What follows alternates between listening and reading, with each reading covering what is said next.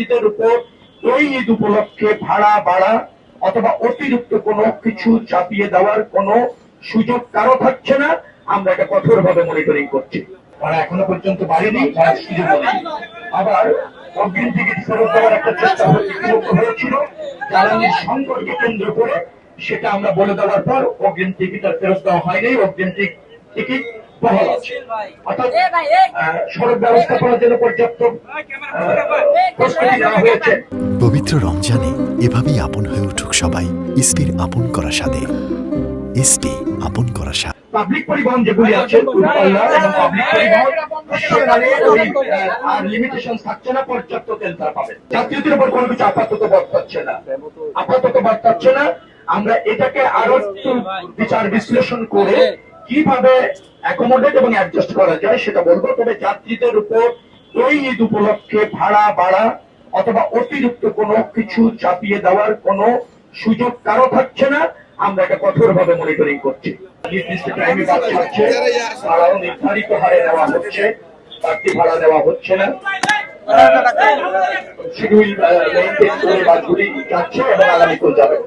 একটা সংকট কথা বলা হয়েছে যে পর্যাপ্ত জ্বালানি পাওয়া যায় কিনা। আগামীকাল থেকে ঈদ যাত্রা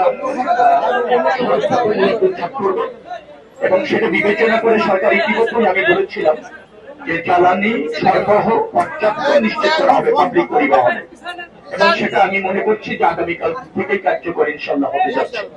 এবং সেটাকে কেন্দ্র করে যাতে কোনো বিশৃঙ্খলা না হয়, ভাড়া বাড়ানো না হয়, অগ্রিম টিকিট যাতে ফেরত দেওয়া না হয়, সে ব্যাপারে আমাদের নির্দেশনা ছিল। আমি যতটুকু সর্বশেষ জেনেছি সেটা কার্যকর হচ্ছে এবং কার্যকর আছে। তারা এখনো পর্যন্ত বাড়েনি, তারা সুযোগ নেই। আবার অগ্রিম টিকিট ফেরত দেওয়ার একটা চেষ্টা হয়েছিল জ্বালানির সংকটকে কেন্দ্র করে, সেটা আমরা বলে দেওয়ার পর অগ্রিম টিকিট আর ফেরত দেওয়া হয়নি। অগ্রিম টিকিট বহাল আছে।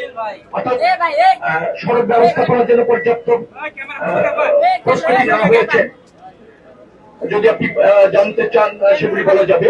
আমাদের যতটুকু সামর্থ্য আছে, বিশেষ করে শহরগুলি সংস্কার করে চলাচল উপযোগী রাখা, যে সমস্ত জায়গায় নির্মাণ কাজ চলছিল সেই নির্মাণ সামগ্রীগুলি সরিয়ে ফেলা, অন্তত 2-3টি লেন যাতে কার্যকর থাকে, 4টি লেন যেখানে আছে কার্যকর থাকে সে ব্যবস্থা ইতিমধ্যে আমরা দিয়েছি।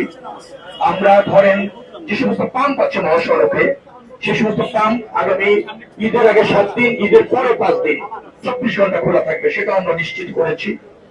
আমরা ইসের জায়গায় যে সমস্ত 260টি স্পটকে আমরা চিহ্নিত করেছি, যেখানে যানজট হওয়ার সম্ভাবনা থাকে এবং অতীতে হয়েছে, সেটাকে চিহ্নিত করে হাইওয়ে পুলিশ, বিআরটিএ, আমাদের পরিবহন সেক্টরের সাথে যারা জড়িত স্থানীয় পুলিশ, জেলা প্রশাসক, পুলিশ সুপার, তাদের সমন্বয়ে ওই 260টি স্পটে যাতে কোনো যানজটের তৈরি না হয় তার পর্যাপ্ত ব্যবস্থা, নিয়ন্ত্রণ ইত্যাদি ব্যবস্থাপনাটা আমরা নিশ্চিত করেছি এবং সেখানে সার্বক্ষণিকভাবে কাজ চলছে।